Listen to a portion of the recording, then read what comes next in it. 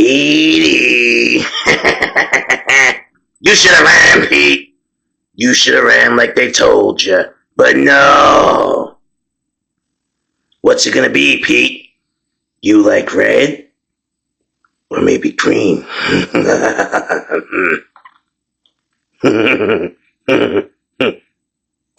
Hold still. This one's for you, Pete. No, stop!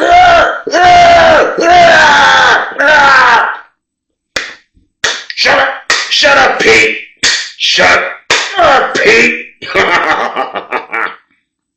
What up? We are back. Who am I? Jersey Street Corner, and this is the Prison Talk Show, people. So let's get into it. Alright, y'all. Today we're going to talk about a special kind of inmate. The kind of inmate that likes to fight. The kind of inmate that likes to get hit. The kind of inmate that don't care what you do. If you ain't willing to push that blade for real, and unalive that fool, well, they gonna handle their business however they handle their business, and you ain't gonna do nothing about it. And if they know you scared, well, that just means they gonna be a bigger bully your whole bid if you don't never set them straight. So today's inmate that we are talking about is a guy named Candyman. He liked candy, specifically blow pops. He was a cold monster, y'all. I think he had over 15 years to do, and he ain't care about lockup, gangs, or anything. Candyman done been stabbed, punched, didn't matter. Dude was like a brick wall, and he'll smile until you give him some more. I'm not gonna lie to you. Pretty much, you had two choices with Candyman. Either you fight or you run. And real talk, if you hit that gate, ain't nobody gonna look at you funny, because they already know if Candy wants you, he gonna keep bullying you till you give in or hit that gate. Running is a way better option than getting done dirty by Candyman, because this guy was diabolical, y'all. Word on the block is, after he violently clapped your cheeks, he'll take that blow pop right out of his mouth and stuff it in your butt and leave it there for you to pull out when you wake up. I don't know why, but it seemed like all these 300-pound gorillas like taking advantage of young, small, 150-pound inmates. It's crazy. So, a fairly new inmate in the prison named Lil Pete was in Candyman's sights. You could tell the way he stared at dude when he walked by. Someone even said they could swear Candy licked his lips and immediately opened a new blow pop every time he saw Lil Pete. Like, he stayed ready. Ain't no getting ready. He got the blow pops on deck. Now, people in the pod told Lil Pete, hit the gate. It ain't safe in here. If dude watching you, he double your size. And no disrespect, ain't nobody in here gonna help you, cause don't nobody wanna be next. Either get a blade or hit that gate, bro. You can't beat him. And he don't just fight dudes. He gonna take something from you that you can't get back, man. Now, have you guys ever heard of Napoleon complex? It's where you try to replace your height with authority or arrogance. It's honestly something only you take serious. Nobody else take you serious. Well, in prison, you're going to have an abundance of guys just like Lil Pete that are too proud to run or back down. They always got to try and show out. Always acting like they a bad mother. Shut your mouth. Lil Pete sounds something like this. Man, he better watch out for me. He better move around. I ain't playing. He better ask about me. Shoot, he think cause I'm small, I'm supposed to run?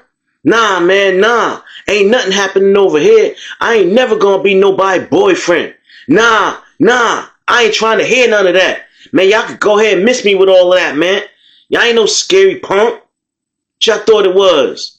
I ought to smack one of y'all dudes for even saying I should run. And the dudes in the pod was like, all right, say no more. We was just looking out for you, little man. What? Stop calling me little, man. Stop calling me little. All right, bro, all right. You got it. Don't say we ain't tell you. Don't say we ain't tell you. And everybody just slid off. Left Lil Pete by himself. Now, at this point, don't nobody even want to kick it with Lil Pete. Because they know he in for something diabolical. And Lord help you if you dare when it goes down. Either you gonna help him run or possibly be next on Candyman's list to get assaulted. Because Candyman don't leave no witnesses.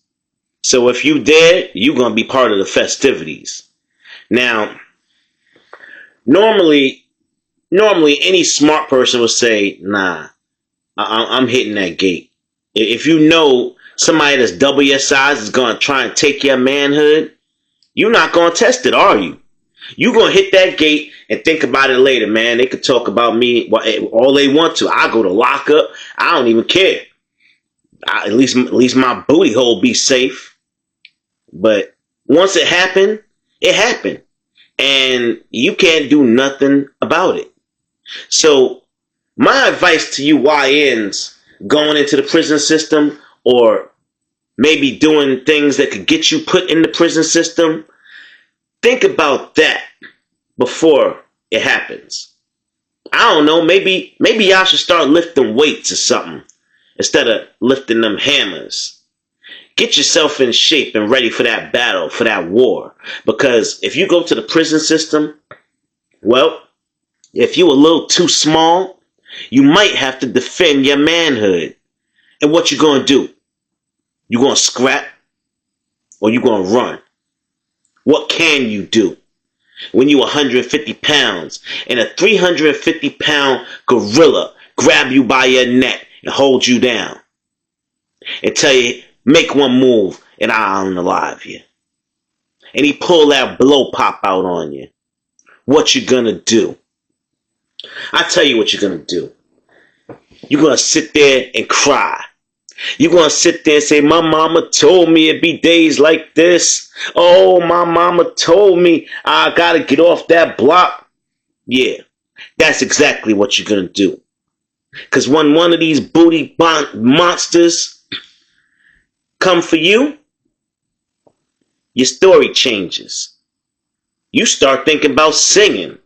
You start thinking about, dang, who can I give up? I gotta get out of here. I can't do this. I can't do this. Oh yeah. The hardcore gangsters on the block, they get to that penitentiary and then they start singing like canaries. Oh, you gotta let me talk to somebody. Oh, warden, please call the detectives, warden. I got new information I ain't tell them. Come on now, I can't be here. I cannot be here.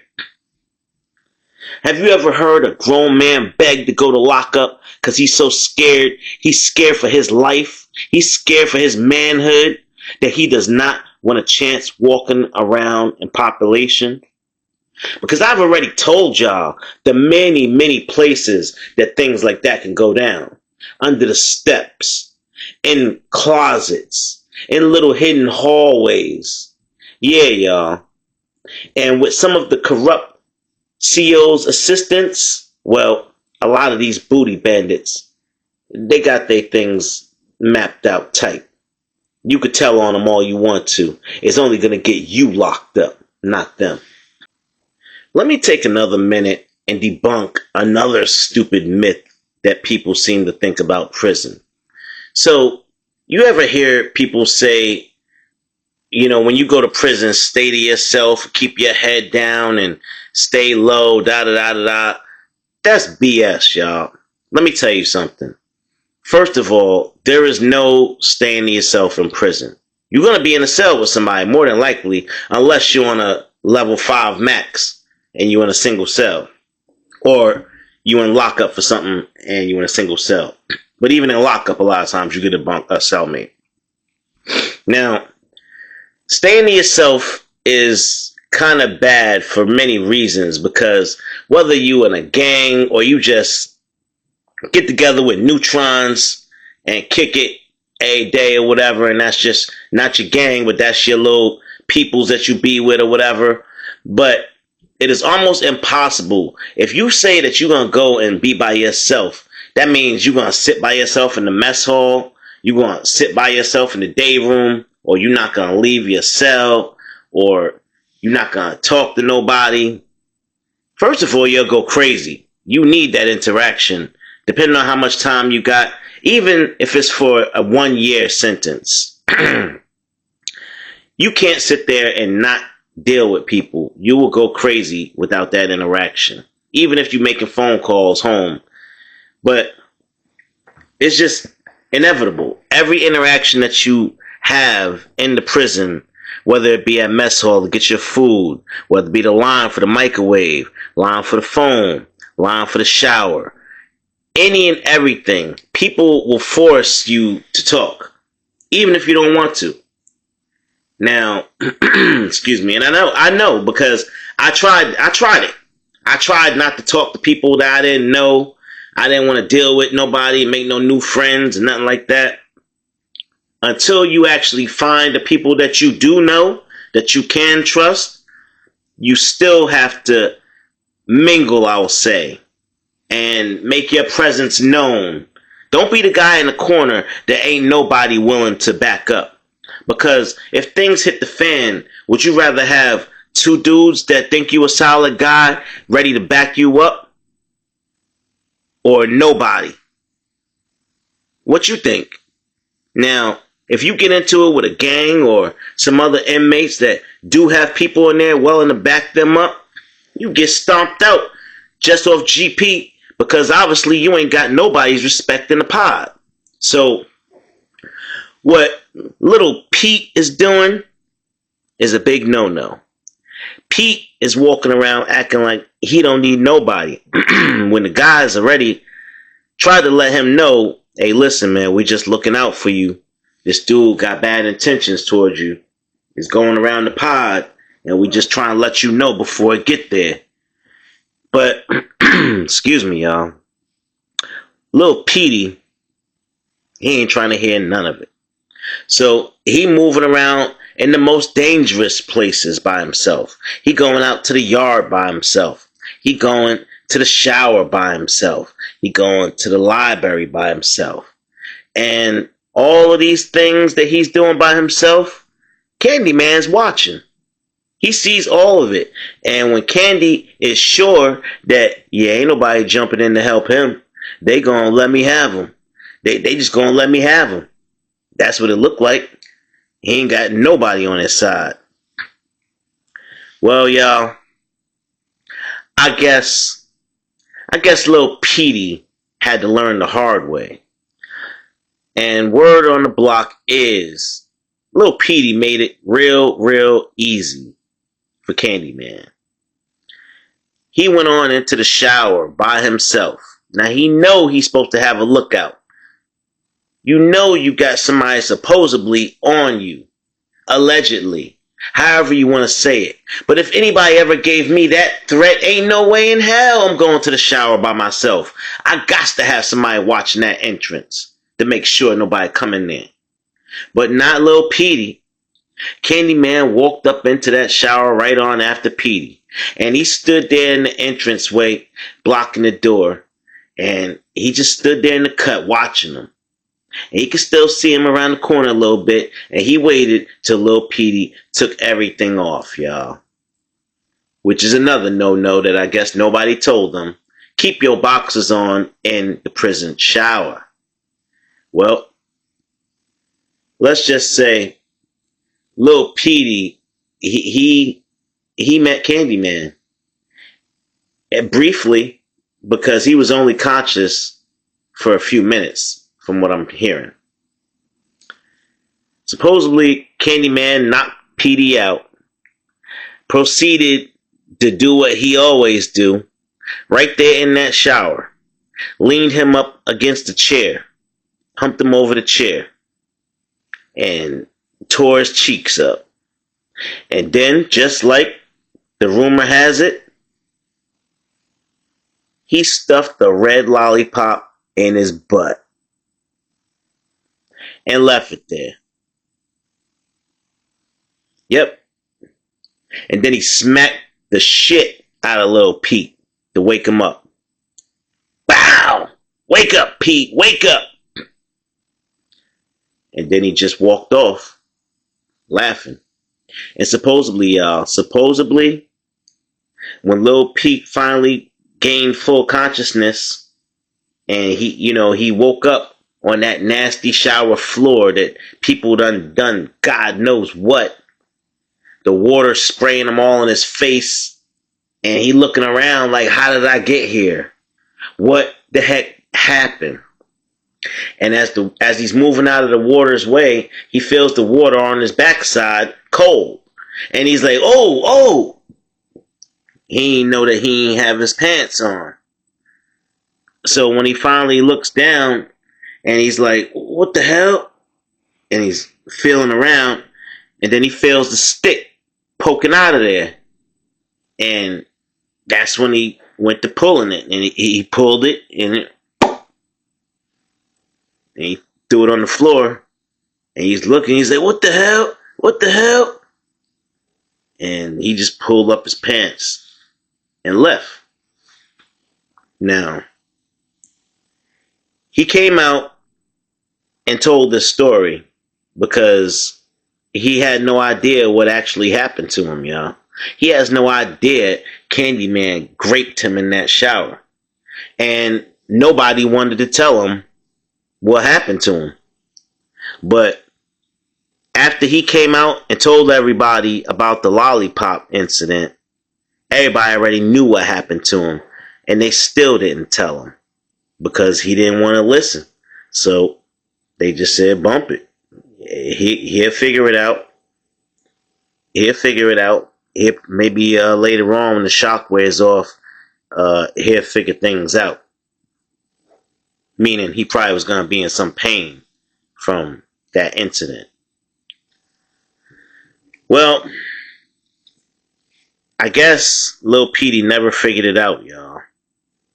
He never figured it out. And I guess, people lost all respect for him. Nobody would talk to him. It went from him not wanting to talk to anybody to everybody not wanting to talk to him because they knew what happened to him. And everybody thought he was lying when he said he don't know what happened. But come on, get in the comment box, y'all. If you woke up with a dang on lollipop in your butt, you already obviously know something went up there, something happened. So maybe Lil Pete just doesn't want to admit it. Maybe he's still playing those Napoleon mind games. And, well, he's going to have to come to terms with it at his own time. Listen, y'all, if you didn't do it already, please subscribe to the channel, like, share, and hype this video. This is going to be the end for this story. As usual, this is the Jersey Street Corner Prison Talk Show. I am your boy, Jersey Street Corner, and I'm out.